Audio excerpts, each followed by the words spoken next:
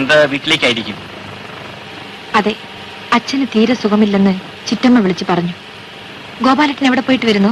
തൊഴിലാളികളുടെ ഒരു cooperative society ഉണ്ടാക്കിയിട്ടുണ്ട്. കോൺട്രാക്ടുകൾ ഏറ്റെടുത്ത് നടത്താനാണ് പരിപാടി. I see. അതിനുവേണ്ടി ചീഫ് എഞ്ചിനീയർ ഒന്ന് കാണാൻ പോയതാ. ഞങ്ങൾക്ക് കോൺട്രാക്ട് കിട്ടിയാൽ അച്ഛൻ ബുദ്ധിമുട്ടിലാകും. ഏയ്, അങ്ങനെ വല്ലതും ഉണ്ടോ? ലോകത്തുണ്ടാവുന്ന മാറ്റങ്ങൾ എല്ലാവരും മനസ്സിലാക്കണ്ടേ? ഈ പെൺകുട്ടി എത്രമാത്രം മാറിയിരിക്കുന്നു. പുതിയ സാഹചര്യങ്ങൾ അവളെ സംസ്കാര സമ്പന്നയാക്കി. ആ ദാസുമായി താരതമ്യപ്പെടുത്തുമ്പോ ഗോപാലട്ടൻ എത്ര നല്ല മനുഷ്യനാണ്. ഉറക്കം വരുന്നെങ്കിൽ സീറ്റിൽ ചാരിക്കണം തുടങ്ങിക്കൊള്ളൂ. ഏയ്, എനിക്ക് ഉറക്കം വരുന്നില്ല.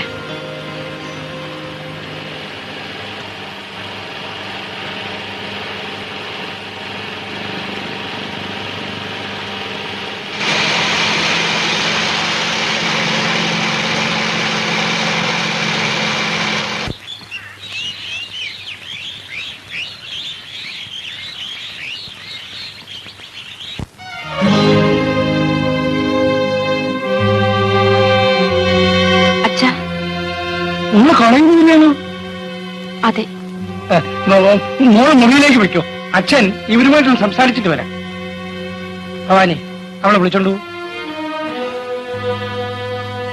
വാങ്ങോളെ. ഇത്രയും കാലമായി കമ്പനിയായിട്ടുള്ള ഇടപാടുകളിൽ ഞാൻ ഒരു വീഴ്ചയും വരുത്തിയിട്ടില്ല. ഈ അവസരത്തിൽ എന്നെ അവമാനിക്കരുത്.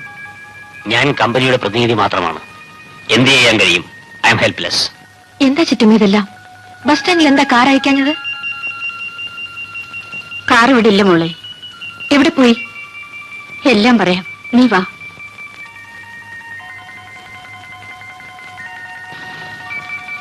ഈ സമയത്ത് തന്നെ നീ ഇവിടെ വരുമെന്ന് കരുതിയില്ല മോളെ. ആ പോലീസുകാർ എന്തിനാ വന്നിരിക്കുന്നറിയാമോ? എന്തിനാ ചിറ്റമ്മേ? നിന്റെ അച്ഛനെ അറസ്റ്റ് ചെയ്യാൻ. അതെ മോളെ, ബില്ല് മാറുമെന്ന് വിചാരിച്ച് ഷായാൻ കമ്പനിക്ക് അച്ഛൻ 2 ലക്ഷം രൂപയുടെ ചെക്ക് കൊടുത്തു.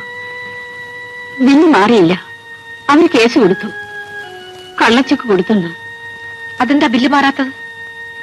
എഞ്ചിനീയർ ദാസ് നമുക്ക് അനുകൂലമല്ല മോളെ. ആ ബ്ലഡി റാസ്കൽ നമ്മളെ ചതിക്കുകയാണെന്ന് അച്ഛൻ ചീഫ് എഞ്ചിനീയറോട് പറയാത്തത്? മോളെ, അയാളൊരു ചെകുത്താനാണെന്ന് ഇപ്പോഴാണ് അറിഞ്ഞത്.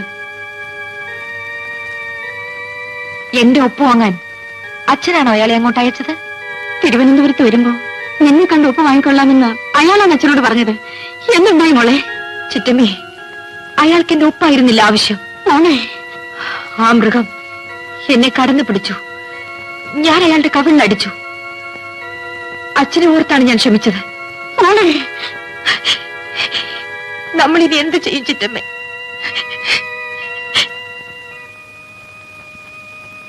മോൾ എന്തിനാ കരയുന്നത്? വിധിവിഹിതമേവനും ലംഘിച്ചുകൂടുമോ എന്ന് കേട്ടിട്ടില്ലേ? അവര് പോയോ? പോയി. കാറും ആഭരണങ്ങളും വിറ്റ് കടം ഉടനെ അടയ്ക്കാൻ ഏർപ്പാട് ചെയ്തു. അച്ഛാ, മോളെ, അച്ഛനെ പരമദുഷ്ടനെ സ്നേഹിച്ചു, വിശ്വസിച്ചു, കാലത്തിന് ഒപ്പിച്ച് തുള്ളി. അതിന്റെ ഫലമാണ് ഇതൊക്കെ. അച്ഛാ, എനിക്ക് ആ എഞ്ചിനീയറെ ഒന്ന് കാണണം. അയാളുടെ മനസ്സിലിരിപ്പ് എന്താണെന്ന് എനിക്കറിയണം. വേണ്ട, അവനെ കാണും നീ പോകണ്ട. നേരാ മോളെ, മോള് പോകണ്ട. ഇല്ലച്ചാ, മകനും മകളുമായി അച്ഛനും ഞാൻ മാത്രമേ ഉള്ളൂ. ഞാൻ ജീവിച്ചിരിക്കുമ്പോ അച്ഛനിങ്ങനെ തകരാൻ ഞാൻ സമ്മതിക്കില്ല. മോളെ, വല്ലാത്തൊരു വേദന. അയ്യോ, ഡോക്ടറെ വിളിപ്പിക്കട്ടെ? വേണ്ട, കുടിക്കാൻ എന്തെങ്കിലും തരൂ. അയ്യോ, എന്താ കാണിക്കുന്നത്? നാണപ്പൻ ചേട്ടനങ്ങനെ വന്ന് കണ്ടാലുണ്ടല്ലോ. കണ്ടാലും മിണ്ടാതെ പോയിക്കോളും. അവൻ അറിയാൻ വേണ്ടി അവൻ വെറും ഡ്യൂപ്പാണെന്ന്. പിന്നെ ഗോപാല ജാമ്യത്തിലിറങ്ങി. കേസ് അന്വേഷണത്തിന് വരുമ്പം ഞാനെങ്ങാനും കുഴപ്പത്തിലാവോ? നിനക്കെന്ത് കുഴപ്പം വരാനാടി? നീ ഗ്രനേഡ് ആരെങ്കിലും കണ്ടോ? ആരും കണ്ടില്ല. എന്നാലും നിക്കക്കള്ളിയില്ലാതെ വരുമ്പം ആരെങ്കിലും കയറി പറഞ്ഞാലോ? നീ ഒന്നുകൊണ്ടും പേടിക്കണ്ടടി, നിനക്ക് ഞാനുണ്ട്. ഇങ്ങനെ പറഞ്ഞാ മതി. ഒരു കോന്തനെ ഭർത്താവായിട്ട് പിടിച്ചു വന്നിട്ടുമുണ്ട്. എന്താ ഒരു വീട് വെച്ച് തരാൻ പറഞ്ഞിട്ട്? നിനക്ക് ആവശ്യമുള്ള പണം ഞാൻ തരും. ഞാൻ വന്നു തോന്നിയകത്ത് പോ.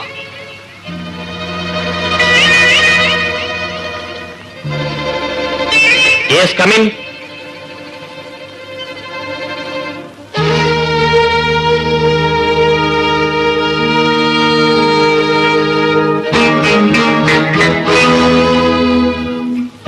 സുനന്ദയോ?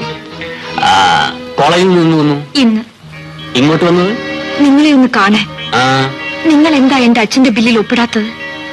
അദ്ദേഹം നിങ്ങൾക്ക് എന്ത് ദ്രോഹം ചെയ്തു? നിങ്ങൾ വിചാരിച്ചാലേ അച്ഛന് പണം കിട്ടൂ. കടം വീട്ടാൻ നോക്കൂ.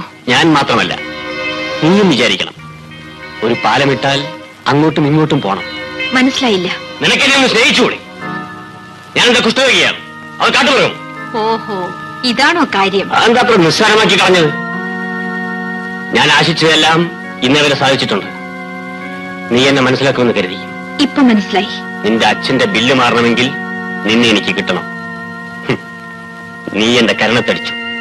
ആ നൊമ്പരം ഇന്നും എന്റെ മനസ്സിൽ നിൽക്കുകയാണ്. ഒന്നുമല്ലെങ്കിൽ നീ സ്ത്രീയല്ലേ? അതെ, പക്ഷേ സ്ത്രീകളെ നിങ്ങൾ ശരിക്കും മനസ്സിലാക്കിയിട്ടില്ല. എന്റെ അച്ഛനും ഞാനും റോട്ടിലിറങ്ങി തെണ്ടുമായിരിക്കും. എന്നാലും എന്നെ നിങ്ങൾക്ക് കിട്ടുമെന്ന് സ്വപ്നം കാണണ്ട. സുനന്ദേ, നിന്റെ അച്ഛന്റെ ജീവൻ ഇന്ന് എന്റെ കയ്യിലാണ്. അതെ, രണ്ടുപേർ കൊല്ലപ്പെട്ട ബോംബ് കേസിൽ ഒന്നാം പ്രതിയാണ് നിന്റെ അച്ഛൻ. ഞാൻ വിചാരിച്ചാൽ ഇന്ന് അയാളുടെ കയ്യിൽ വിലങ്ങ് വീഴും. നാളെ തൂക്കുമരത്തിൽ കയറും. ദാസ്, നിങ്ങൾ പറഞ്ഞത് സത്യമാണോ? വിശ്വാസമില്ലേ? നിന്റെ അച്ഛൻ ബോംബ് കൊടുത്തയച്ച ആൾ ഇവിടെ ഉണ്ട്. നിന്റെ വേലക്കാരന്റെ ഭാര്യ പൊന്നമ്മ. നടന്നത് എന്താണെന്ന് നേരിട്ടവൾ നിന്നോട് പറയും. പൊന്നമ്മേ. അയ്യോ വേണ്ട, അവരെ വിളിക്കണ്ട. അപ്പോ ഞാൻ പറയുന്നത് നിനക്ക് വിശ്വാസമുണ്ട് അല്ലേ? അല്ലെങ്കിൽ നിന്റെ അച്ഛനോട് ഒന്ന് ചോദിച്ചു നോക്ക്. വേണ്ട, ആരോടും ചോദിക്കണ്ട. ദയവായി അങ്ങ് എന്റെ അച്ഛനെ രക്ഷിക്കണം. അതുകൊണ്ട് എനിക്കെന്ത് പ്രയോജനം? അതിന് പ്രതിഫലമായി എന്റെ ഈ ശരീരം മതിയെങ്കിൽ എടുത്തോളൂ. ഛേ, ഒരു നിമിഷത്തേക്ക് മാത്രമായി എനിക്കതെന്തിന്? കിട്ടുന്നെങ്കിൽ ഒരായുഷ്കാലം മുഴുവൻ എനിക്കത് വേണം. Yes, I want to marry you. നീ എന്റെ ഭാര്യയാകണം.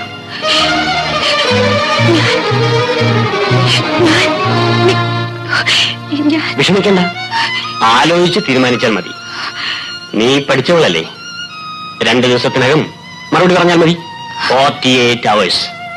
You understand? പോയിക്കോളൂ.